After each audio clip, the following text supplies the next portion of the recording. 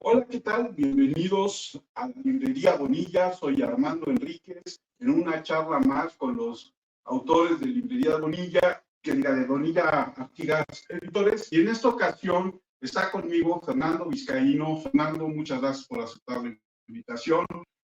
Mucho gusto. Encantado. Y Fernando acaba de publicar este libro que se llama Resurgimiento y configuración del nacionalismo. Fernando, la primera pregunta es, ¿por qué investigar sobre el nacionalismo? Pues hay razones personales, políticas y tienen algo también de mesiánicas. Algo así como, todos yo creo que queremos hacer algo por el mundo, ¿no? Aunque siempre fracasamos. Mira, las razones personales es que hace exactamente 30 años, en 1993 en España, en mi primer libro, que trata sobre la vida y la obra política de Octavio Paz, comencé a interesarme precisamente en el problema del nacionalismo, siguiendo sobre todo el laberinto de la soledad y una serie de preocupaciones de Octavio Paz acerca de la importancia del nacionalismo en los estados autoritarios. Octavio Paz siempre asumió de alguna manera perdón, sí, asumió que el nacionalismo, sobre todo el nacionalismo de Estado, del Estado autoritario, era uno de los peores males del siglo XX, ¿no? Y asumió también que conforme avanzaba la democracia, ese nacionalismo oficial del Estado autoritario decrecería. También se preguntó mucho sobre la identidad nacional, especialmente sobre México, los mexicanos, cómo somos. Entonces, a partir de esa lectura y sobre todo de preguntarme cómo la identidad nacional y la forma predominante de una cultura está ligada con el nacionalismo de Estado, fue que me empecé a interesar en el fenómeno. Lo he intentado abordar de muchas maneras. Una de ellas es desde la perspectiva histórica, siguiéndolo, por lo menos en México, desde finales del siglo XVIII. Hay que recordar, por ejemplo, que Fray Servando Teresa de Mier, en su discurso guadalupano, elogia la imagen de la Virgen y de la identidad náhuatl como una manera de quitarle legitimidad a la presencia española. Le cuesta a Fray Servando Teresa de Mier más de 15 años de cárcel, pero es precisamente los momentos, digamos, precursores de las ideas que van a llevar luego a eso que llamamos la independencia de México. Entonces, tiene que ver con asuntos personales, con asuntos históricos, pero también con la convicción de que el nacionalismo es muy importante para cualquier sociedad. No hay sociedad hoy en día, pero yo creo que en el pasado tampoco, en la que eso que llamamos nacionalismo no constituya un recurso para ejercer el poder, la dominación, la convocatoria a la unidad nacional o a la unidad de los miembros de la comunidad nacional. Un recurso también para legitimar las acciones de las élites políticas y a su vez para desprestigiar a los enemigos de esas élites, a las que normalmente se les llama antipatriotas o vendepatrias. En México es muy importante, por ejemplo, la figura de la Malinche, ¿no? ¿Quiénes son los malinchistas? Los que preferimos lo extranjero sobre lo nacional. Lo que pasa es que los malinchistas en realidad es una figura que crean las élites, ¿no? ¿Para qué? Para desprestigiar a los enemigos de las mismas élites.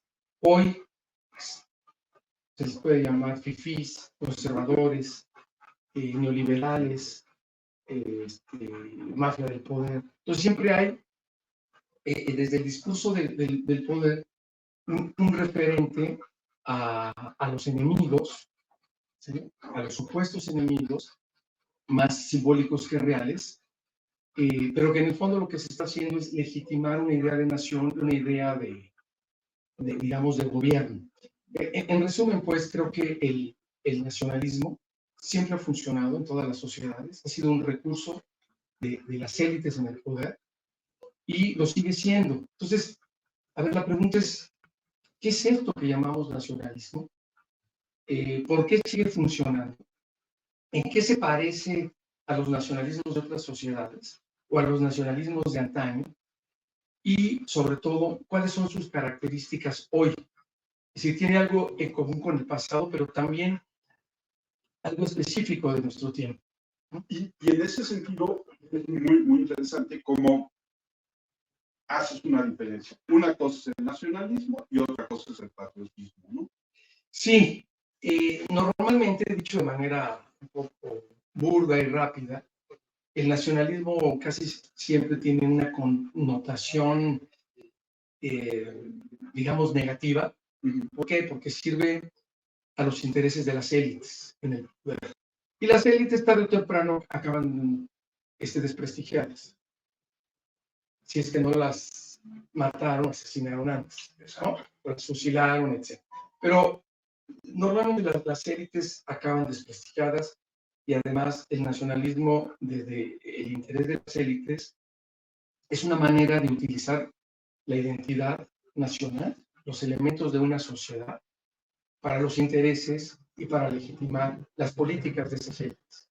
En cambio, el patriotismo, por uno u otro motivo, pero esencialmente porque alude a la patria, puede decirse al padre, ¿no? O a una figura, digamos, a la que naturalmente amamos, ¿no? Alguien diría la matria, ¿verdad? Casi siempre tiene una connotación positiva y más bien es propio de la mayoría social. Digamos, las personas naturalmente amamos el lugar de nacimiento. Normalmente también amamos a nuestra madre y a nuestro padre y a las personas que nos son semejantes, ¿no? Y a ciertas costumbres que son nuestras. Que son de esa cultura, de esa madre, de ese padre, de esos hermanos, de esa familia, de esa comunidad. Nuestro idioma, la comida, nos acostumbramos a las formas de comer, al clima. Entonces, casi siempre tiene que ver con digamos, lo propio, lo que se acerca a lo natural. Entonces, en ese sentido hay una cierta diferencia, pero la verdad es que muchas veces nacionalismo y patriotismo se utilizan como sinónimos, o por lo menos en un sentido equivalente, y además las fronteras entre uno y otro nunca están claras, ¿no? Pero sí se me hace muy interesante cómo está esta división, cómo tú la haces muy bien, desde un nacionalismo básicamente de Estado, de poder, de élite, y un patriotismo que es mucho más cercano a la población, ¿no? Mucho más allegado a las costumbres, a los símbolos que estamos acostumbrados a identificar con el territorio, Y yo me acuerdo que probablemente a partir de los finales de los 70, principios de los 80, en ciertos grupos, hablábamos muy despectivamente y decíamos patrioterismo, sí, ¿no? Y entonces, todavía podría ser un tercer elemento. Y como tú dices en el libro, y como se titula el libro, yo puedo entender nacionalismo, puedo entender patriotismo, su evolución, y de repente a finales del siglo XX, ¡pum!, nos globalizamos, sí, ¿no? ¿Y cómo afectó esto en nuestros nacionalismos o en nuestros patriotismos? Pero mira, nada más así, a manera de nota de pie de página. Patriotismo y nacionalismo tiene grados y tiene contenidos distintos. En cualquier caso, implica exaltar la nación o exaltar el lugar, la patria, ¿no? El ámbito, pues, digamos, geográfico o temporal con el que nos sentimos más o menos cercanos. Pero hay grados. Hay nacionalismos extremos, hay nacionalismos moderados, hay nacionalismos incluso que tienen una cierta vocación cosmopolita. En cambio hay otros que son xenófobos, y lo mismo ciertos patriotismos, ¿no? Bueno, entonces eso, independientemente de qué entendamos por uno y otro, la verdad es que hay grados. Y además los contenidos son distintos. Es una gama impresionante, sí, ¿no? Y no es lo mismo, digamos, ser patriota frente al equipo de fútbol de la selección nacional, que ser patriota en un momento de guerra, que también lo hay, sí. Que ser patriota simplemente porque racialmente ves a alguien de manera distinta, ¿no? Digamos que hay grados, contenidos distintos, etc. ¿verdad? Bueno, sí, a finales del siglo XX, sobre todo digamos, en México, cuando inicia el gobierno de Miguel de la Madrid, después de que llegamos a aquello de defender al peso como un perro, o en el último informe del gobierno del mismo López Portillo, cuando nacionaliza la banca y decreta el control de cambios, que es el momento más alto, podemos decir, del nacionalismo revolucionario. Con Miguel de la Madrid entramos en un proceso de apertura. Empiezan a bajar los aranceles, México entra a lo que entonces se llamaba el GATT, y después con Carlos Salinas, además de que se empiezan a privatizar todo lo que se había nacionalizado en decenas de años, pero especialmente la banca, el sistema financiero, se empieza un proceso de negociación del Tratado de Libre Comercio con los Estados Unidos y se inicia ya con Cedillo el Tratado de Libre Comercio con la Unión Europea, además de muchos otros tratados, pero son los más significativos. Entonces entramos a un proceso de apertura, vamos a decirlo así, en el que se intensifican los vínculos globales. Globalización siempre ha habido, es decir, son vínculos con los otros o con las otras personas de la sociedad nacional o de las instituciones. En México podríamos decir que la globalización comenzó, pues, por lo menos con el encuentro en esto que hoy llamamos, ¿no? En general América Latina, con esto que hoy llamamos el encuentro de los dos mundos, ¿no? Del mundo ibérico y el mundo de los pueblos autóctonos o indios. Y eso por radicalizar, porque finalmente ya había una globalización anterior, ¿no? Entre los diferentes pueblos que, digo, estas formas de comercio que están comprobadas entre ciertos pueblos de Sudamérica, de Centroamérica, de América, Medio India, ¿no? Sí, y probablemente con Asia, ¿no? Los contactos con Asia. Pero en la lectura más ortodoxa, más estimulada, además de que sí tiene que ver con la colonización, o sea, independientemente de los contactos previos a la llegada de la conquista española, la verdad es que, bueno, desde mi consideración, lo significativo de esta es que no solo es conquista o intercambio, sino es un proceso de construir una colonia, una cultura, ¿no? Entonces, bueno, el asunto es que se intensifica la globalización y en México especialmente de manera muy intensa. Eso es un proceso, pues prácticamente de todo el mundo. Pero en México lo sufrimos o lo vivimos más porque durante décadas vivimos cerrados a todo lo que era externo, ¿no? Sí, claro, todavía con López Portillo a finales de los años 70 y del 79 se estaba discutiendo si entrábamos a un libre comercio con Estados Unidos y Canadá. Se cerró esa posibilidad. La posibilidad de entrar al GATT también se cerró. Y recuerdo una frase de López Portillo diciendo: vamos a administrar la abundancia. Es decir, tenemos petróleo, no necesitamos abrirnos, ¿no? Pero viene la crisis económica de los años 80, que le toca sobre todo a Miguel de la Madrid. O sea, imaginemos, ¿no?, un dato impactante. Hacia el 1987, el índice de precios de los consumidores llega al 180% anual, ¿no? Casi el 200%. Las tasas de interés pasan llegan a pasar ese 200%. Entonces, hoy estamos preocupados con tasas de interés del 4.5%. Imagínate hablar del 180%. No me lo imagino, lo vivimos, ¿no? Bueno, claro. Yo me acuerdo que, por ejemplo, la productora de cine de Vino de Laurentiis, que en esa época vino y rentó todos los estudios Churubusco para hacer Duna, metió el dinero al banco, produjo con los intereses y se llevó su capital intacto cuando terminó la producción, ¿no? ¿De dónde era ella?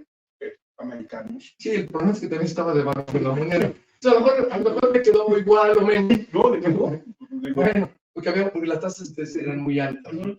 Pero, entonces el problema de estas élites, en parte el problema es cómo paramos la crisis.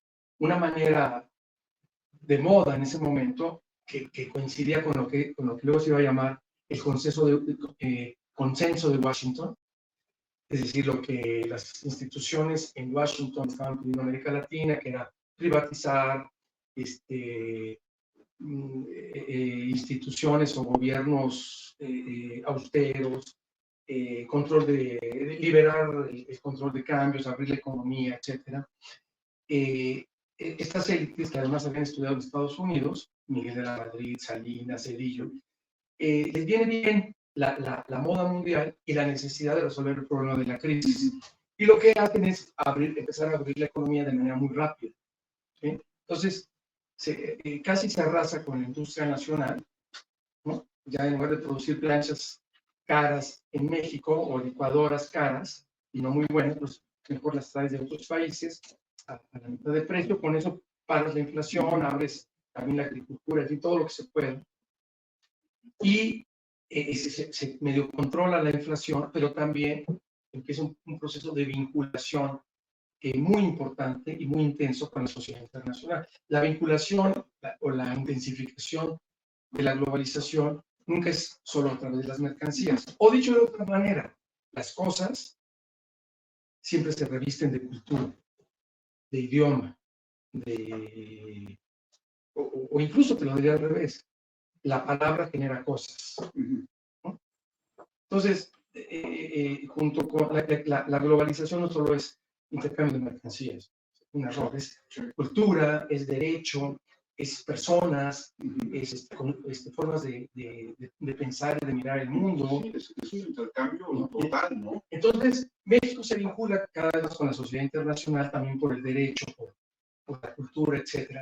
Y claro, estas élites que habían heredado o que venían de nacionalismo revolucionario, necesitan parar, por lo menos en el discurso, el nacionalismo, porque no está bien hablar del imperialismo cuando estás haciendo negocios del imperio. O sea, no funciona. El antiimperialismo es o vamos a decirlo así, dudar del enemigo externo, crearlo y atacarlo. Es un elemento muy importante del nacionalismo, de cualquier nacionalismo. Entonces, no puedes estar hablando de los Estados Unidos como un imperio que te amenaza cuando estás por firmar el Tratado de Libre Comercio, ni tampoco con Europa, ¿no? Es más, a cambio de los negocios, por ejemplo, con Europa le pide al gobierno mexicano más que mercancías, que disminución de aranceles. Le pide algo que llama Europa democracia, que es muy importante. Estamos hablando de los años 90, todavía el PRI en el gobierno, ya casi cumpliendo 70 años y no había habido alternancia. Y le pide derechos humanos. ¿Qué significa democracia? Que el PRI deje la presidencia. ¿Qué significa derechos humanos en ese momento? Reconocimiento de los pueblos indios, de los derechos de los pueblos indios. Bueno, no te voy a decir que por Europa, pero algo pasó en el año 2000 que en efecto el PRI perdió la presidencia, ¿no? Y Fox va a Europa y le dice, gracias a ustedes, o también gracias a ustedes, en México hay democracia y alternancia. Y los derechos humanos significan reconocimiento de los pueblos indígenas. Y no es que Europa explique todo, pero en el 2001 se reforma el artículo 2 de la Constitución y se reconoce la autonomía de los pueblos indígenas. En otras palabras, la apertura con el mundo disminuye el nacionalismo, pero también le quita algo de poder y de centralidad al régimen político mexicano. No solo en términos de la distribución de los puestos para la toma de decisión en el gobierno federal, sino una manera de darle cierta autonomía o autodeterminación a las regiones, especialmente a los pueblos indígenas. Bueno, todo eso modifica el nacionalismo. Ya el nacionalismo ya no puede ser igual ni puede tener tanta importancia. Pero ¿qué pasa un poquito después? Viene el atentado del 2001 en Nueva York, las Torres Gemelas, el Pentágono, después, unos años, 3, 4 años después, es Madrid, es Londres. Entonces, Europa y Estados Unidos disparan la amenaza del terrorismo y viene un regreso del Estado, no solo en Europa y en muchas partes del mundo. Regresa el Estado. ¿Qué significa que regresa el Estado? Que empiezan a controlar más las fronteras, más la migración, y sobre todo que cambian los referentes políticos y simbólicos. Entre muchos cambios, cuando regresa el Estado también tiene que regresar un discurso nacionalista que legitime las acciones del Estado. Y a partir de ahí, gradualmente, con la invasión a Afganistán, a Irak, el mundo, especialmente Europa y Estados Unidos, reconocimos Europa y Estados Unidos, que por lo menos en ese momento, después de la caída de la Unión Soviética y todavía la no clara emergencia de China, pues Estados Unidos y Europa verán todo. Entonces, gradualmente viene un proceso de resurgimiento del nacionalismo, que yo todavía lo veía con una cierta duda, y sobre todo muchos teóricos decían el nacionalismo se acabó. Francis Fukuyama, por ejemplo, publica en el 90-91 con motivo en el contexto de la caída de la Unión Soviética y del muro de Berlín, dice el fin de la historia. Entre otras cosas es la economía capitalista ligada a la democracia triunfa sobre el Estado y la planificación económica, digamos el socialismo marxista, y por lo tanto triunfa sobre el nacionalismo. Se acabó el nacionalismo. Esa era la idea que predominante. Pero gradualmente viene el regreso del Estado. Ya no tanto en estos países, sino sobre todo en Estados Unidos, en Europa. Y el punto extremo es la llegada e inicio de la candidatura de Donald Trump, que casualmente termina en el 2021, algunos días después de aquel trágico 6 de enero del 2021, cuando una muchedumbre de supranacionalistas asaltan el Capitolio, ¿no? Y desconocen las instituciones democráticas. Ahora, ahí haces en tu libro haces una comparación que es muy, muy interesante, porque en efecto hablas de este ultranacionalismo de Trump, ¿no? El discurso de Trump es desde un punto de vista probablemente, o desde mi punto de vista, que crecí finales del siglo XX, que me encanta la idea de la globalización en el sentido de intercambio de ideas. Es un discurso retrógrado, pero tú al principio del libro haces una comparación con López Obrador, que es igual de retrógrado, ¿no? Y yo lo que veo y lo que entiendo es que, tristemente, hoy en México y en Estados Unidos, y tal vez en algunos lugares de Europa, en Inglaterra, el discurso se ha vuelto totalmente retrógrado. Italia, Polonia, Francia para allá va, con Le Pen, en fin. Incluso todavía más segmentado de lo que tú comentabas, ¿no? O sea, yo soy nacionalista de Estado y entonces hablo del extranjero como enemigo, tal vez, o de ciertos grupos, o de ciertos grupos raciales. Hoy en día, este discurso es de alguna manera tan fascista, lo que estamos viviendo, que segmenta a la población de los países, ¿no? Trump habla de Estados Unidos, de los anglosajones, blancos y protestantes, ¿no? López Obrador no sabe qué es México en el sentido del tamaño de la nación y se limita a una región y a un grupo. Entonces, ¿tú cómo ves esto que yo creo que lejos de ayudar generalmente a este intercambio de ideas que ya veníamos teniendo y que no pueden frenar porque afortunadamente tenemos internet, esto está sucediendo hoy en día? Mira, yo creo, siguiendo a mi amigo Isidro Sepúlveda, de la Universidad Nacional Autónoma de Madrid, perdón, de España, que hay algo así como un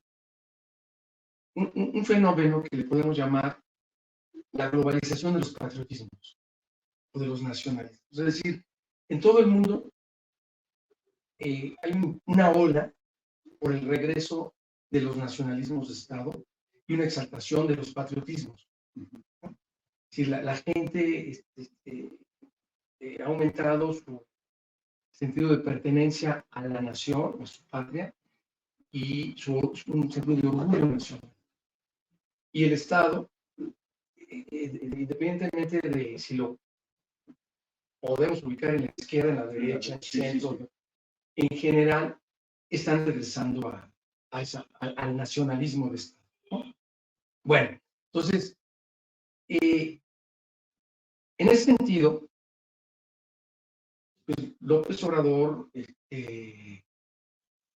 se empalma, vamos a decirlo así, en algunas de sus actitudes, discursos, con otros líderes mundiales. Yo me refiero a Trump. Podríamos hablar de otros, ¿sí? ¿No? Bolsonaro, por ejemplo, ¿no? Sí. Bueno,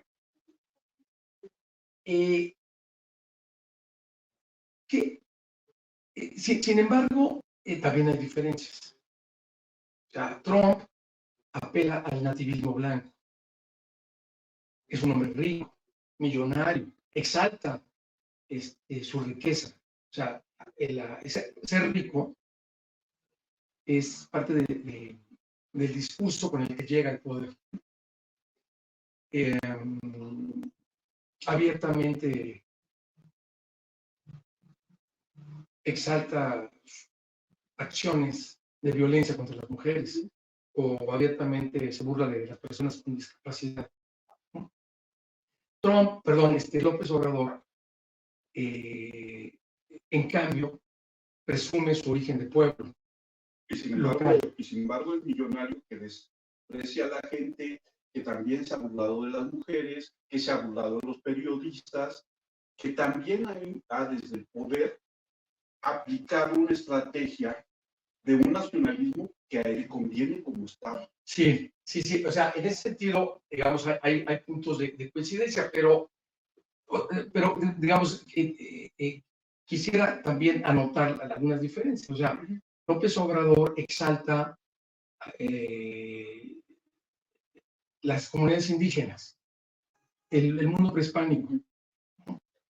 Eso en ese sentido es muy distinto al nativismo norteamericano.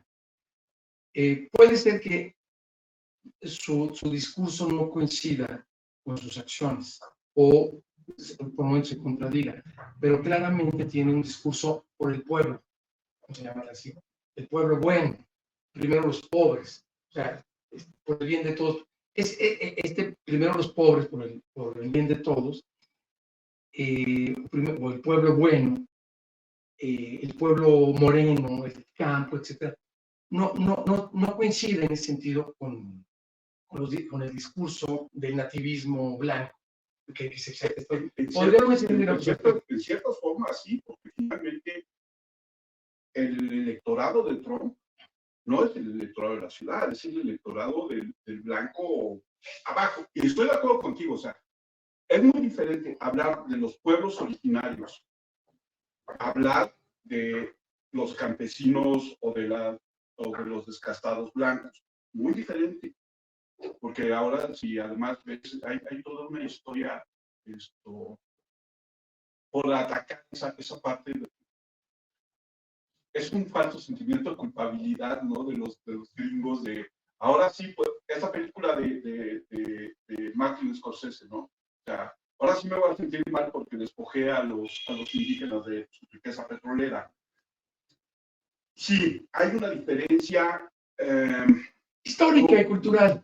Histórica que recoge Trump y López Obrador recoge la suya. Sí, exacto. Pero que al final, como tú dices al principio del libro, son igualitos. En ciertos aspectos coinciden. Pero en otros, yo te diría, en tanto que expresiones de una y otra cultura también somos diferentes. Totalmente. O sea, no es lo mismo el nativismo blanco norteamericano que la raza cósmica. Exacto. Sí. O sea, la raza cósmica, pues somos, según Vasconcelos, somos una síntesis racial, cultural, y según Vasconcelos, superior, sustentada en el amor y en el arte. Y el nativismo blanco presume, históricamente, la pureza de una raza, así, y el derecho a dominar a todo mundo, a todo mundo, de expandirse, de llevar la civilización a los bárbaros, además, y de tecnificar el mundo, etc., ¿no? Y Trump creo que es la expresión de eso, y López Obrador presume también eso. Ahora, claro, en algún sentido coinciden. Unos y otros recurren a estos referentes para sus intereses y para legitimar su perspectiva política. Y luego además coinciden en un cierto freno a eso que podemos llamar la intensificación de la globalización. Un cierto freno en algunas áreas. Por ejemplo, protección a ciertas áreas de la economía. No es que lo logren, yo creo, pero hay como un esfuerzo por alentar un poco la globalización o por recuperar la centralidad del Estado, ¿sí? O de la nación misma. Por eso Trump canceló tratados internacionales. Y López Obrador no es nuestro presidente más viajero, ¿no? Más bien trata de no salir, no asiste casi a foros internacionales multilaterales. Los que organiza, los pocos multilaterales que ha organizado son algunos en su mayoría son en México, sale muy poco, es decir, se parecen también, ¿no? Es exaltar lo propio, y bueno, en ese sentido, pues sí, tienen algo en común, y no solo entre ellos, entre muchos líderes. Y como dices, que va en todo el espectro, de la izquierda a la derecha, sí, en una actitud que a lo mejor en los años 70 o en los años 80 hubiéramos hasta calificado de fascista en general, ¿no? O por lo menos de muy autoritario. Sí, sobre todo en los 80s, cuando sí, el país empieza a abrir, no solo a las cosas, sino a la cultura, a las ideas, o un poco antes, ¿no? Un poco antes. Sí, sí. Ahora, en ese sentido, ya voy a concluir esta charla que ha sido, pero te quería hacer una pregunta sí, que va directo con el libro. Sí. Y es, a futuro, ¿tú cómo ves? Hay el espacio, y sobre todo después de ver lo que está pasando en Gaza y las posiciones, como bien tú dices, de Occidente, ¿hay un futuro o hay un espacio para que la globalización continúe? ¿Y dónde van a quedar tanto? El patriotismo no me preocupa, porque ese, como bien decías al principio, lo creamos los mortales comunes, ¿no? Pero el nacionalismo de Estado todavía tiene cabida en un mundo que se globalice más, o no va a haber esta globalización. Una de las tesis que presento aquí es la siguiente. Una de las características de nuestro tiempo, es decir, desde el 2001 hasta el tercer decenio por lo menos, pero probablemente otro decenio más, es la intensificación de la confrontación entre los procesos de globalización y la intensificación del nacionalismo. La globalización me parece que va a seguir creciendo por dos razones más o menos simples. Primero, porque las redes digitales diluyen las fronteras, ¿no? Y no están en manos de los gobiernos ni de una organización internacional. Entonces, y después de la pandemia de 2001 vimos un salto digital impresionante en muchos sentidos. Y creo que hoy vemos, por ejemplo, en la inteligencia artificial, algo que no nos imaginábamos ni siquiera hace 6 meses o hace 6 años. O sea, estamos viendo un salto impresionante en muchos sentidos en el Internet y en lo digital y en eso que podemos llamar lo transmediático, es decir, mensajes más o menos semejantes en distintos medios que crean realidades, ¿no? Yo genero una imagen digital y luego la pongo físicamente en un objeto, una playera, y luego esto regresa a las redes. Creo que eso no se para y contribuye al desarrollo de la globalización. Lo que tampoco para es la necesidad de acumular capital. Las grandes transnacionales, es que decir que son voraces es lo de menos. Es lo más presa, ¿no? Tienen la necesidad elemental para que este mundo siga sobreviviendo en las bolsas, en las grandes empresas transnacionales, de seguir generando exponencialmente ganancias o se derrumba el sistema económico a nivel global. Entonces, hay que llevar empresas cadenas de producción que generan un bien en un país, que lo llevan a otro, de ahí lo unen con una red enorme que está en Asia, etcétera. Yo creo que no hay límite por lo menos ahora, para la necesidad de seguir acumulando capital. Y en ese sentido, Fernando, ¿tú crees que este nacionalismo de Estado desaparezca en el sentido de que se vuelva una especie de manual corporativo? A lo que voy es, las grandes corporaciones, como tú dices, no tienen medida en su voracidad, en su ambición, en su mezquindad. Y lo único que es cierto es que sobreviven a todos.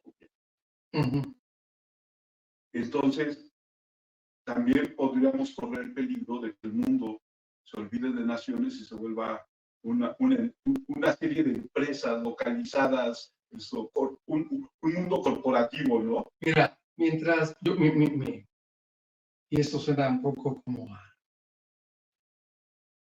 una explicación un poco lógica.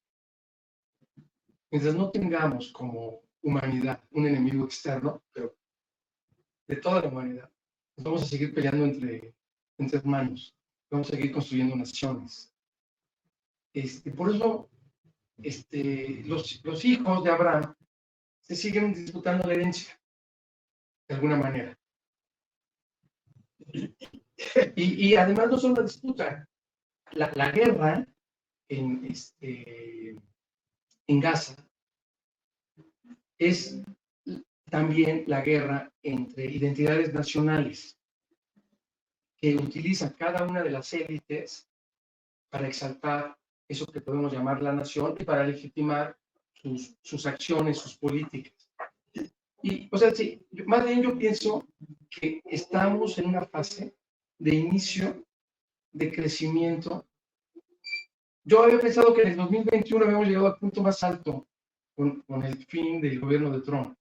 Me parece que probablemente, muy probablemente, los próximos 2, 3 decenios vamos a ver que esta ola del nacionalismo va a seguir creciendo. Sí, porque es muy probable que el año que entra volvamos a tener a Trump. A Trump, pero ojo, hay una crisis que está por estallar en Asia, ¿no? Entre China, la disputa por ciertas islas, Taiwán, la India, Japón, luego tú tienes el Medio Oriente, que ya estalló, agrega lo que sabemos digamos, del mundo del cristianismo ortodoxo, o sea, Rusia, Ucrania, pues también están peleando entre hermanos, vamos a decirlo así, falta África y en general el mundo árabe. Espero que los hablantes, los latinos de América seamos los últimos y, como diría Vasconcelos, los que resolvamos o ayudamos a resolver parte del problema por el amor y el arte. Ojalá, y creo que son muy buenos deseos, pero al final de cuentas, esto también no hay que olvidar que la guerra es un negocio más de estos grandes corporativos, ¿no? Sí, claro. Y bueno, pues. Y junto con la guerra siempre ha habido el nacionalismo. Por eso es que, me acabas de decir, la carrera armamentística es exponencial. Y junto con ello, el discurso que legitima esa carrera, que está ligado a la defensa de la nación. Por eso no, honestamente, siento desilusionante, pero bueno, por lo menos yo no veo que el nacionalismo, el nacionalismo de Estado esté llegando a sus límites, ¿no? Okay. Hay una cosa que es interesante, pero eso ya es ciencia ficción, sí. Pero de todas maneras, como divertimento puede ser interesante. Tú decías, mientras no haya una amenaza externa, no nos vamos... Externa a la humanidad. Sí. Y entonces, planeta Tierra. Y cuando lo decías, me imaginé a la NASA diciendo todo esto que vienen diciendo, que ahora sí ya encontraron y que sí, que no sé qué, no sé cuánto. Y entonces ahí a lo mejor podría crearse una supranacionalidad, ¿no? Sí, la de los territorios. Sí. En donde todos tenemos algo en común. Claro que todos tenemos algo en común. Obviamente. ¿No? Pues digo, es obvio. Todos hablamos, todos tenemos más o menos la misma genética. Entonces, cuando nos enfrentemos a un externo, porque en el nacionalismo y en la construcción de las identidades es muy importante construir un otro. Una que te amenace. Mientras no lo tengas, te vas a pelear con tus hermanos. El día que aparezca la amenaza externa a la familia, te unes con los semejantes para defender. Hoy, estos semejantes somos alrededor de 7,000 millones que no tenemos en conjunto un enemigo externo. Entonces, mientras no lo tengamos, no creo que seguimos peleándonos por la herencia y construyendo naciones para legitimar quién se apodera de las cosas. Oye, Fernando, qué interesante tu libro. Como nuestra audiencia ya habrá notado, lo bueno es que tenemos discrepancias, que se puede armar un diálogo. ¿Dónde encuentra la gente resurgimiento y configuración del nacionalismo? Pues primero que nada aquí, en tus manos, en la librería Bonilla, y por supuesto hablábamos del salto digital. Pues en el mundo digital, ¿no? Aquí, fíjate que tuve la grata sorpresa de, antes de verlo impreso, ver que ya estaba en algunos formatos digitales fuera de las fronteras de esto que llamamos México. Y eso es bien interesante en el mundo digital. Las fronteras, como decías en el principio, están rápido y cambian mucho. ¿Dónde te encuentra la gente? ¿Redes sociales? ¿Correo? Si me encuentras, la gente seré muy afortunada, porque la verdad es que no soy muy popular. Pero en esto que ahora el hombre más rico del mundo le llama X, es Fernán Vizcaíno. Fernán Vizcaíno, y en Facebook, pues, bajo mi nombre, y en Instagram también llevo esa figura. Creo que tampoco ya no es muy difícil encontrar a alguien. Antes eran los famosos, pero ya prácticamente todo se ha democratizado todo. es parte de uno de los temas que abordo en el libro. Una de las características de las redes es, por lo menos, diluir en cierta medida el monopolio de la comunicación. En alguna medida, porque pues, quien tiene dinero, quien tiene fama, y quien tiene fama puede tener no 30 seguidores, como yo, sino 30 millones o más de 100 millones. Yo soy Armando Enríquez, a mí me encuentran en Twitter, me niego a decirle X, como @cernícalo. Los invito a ver otras charlas aquí en el canal de Librería Bonilla Difusión, que vengan a la librería, que compren el libro de Fernando, es un libro interesante y como habrán visto, pues puede generar buena polémica y buen diálogo con él. Y les recuerdo que tenemos el podcast de Una Charla como cualquiera, que pueden encontrar en Spotify o en cualquiera de las plataformas donde escuchen sus podcasts, con un invitado diferente. Estoy tratando que sea cada semana, pero donde encuentran más de 150 charlas con diferentes personas de todo el mundo en el sentido de cultura, de deportes, escritores. Y como siempre, no me resta más que darle las gracias a Andreu Ursúa por producir estas charlas y nos vemos en una próxima ocasión. Fernando, muchísimas gracias, qué gusto. Gracias por la conversación.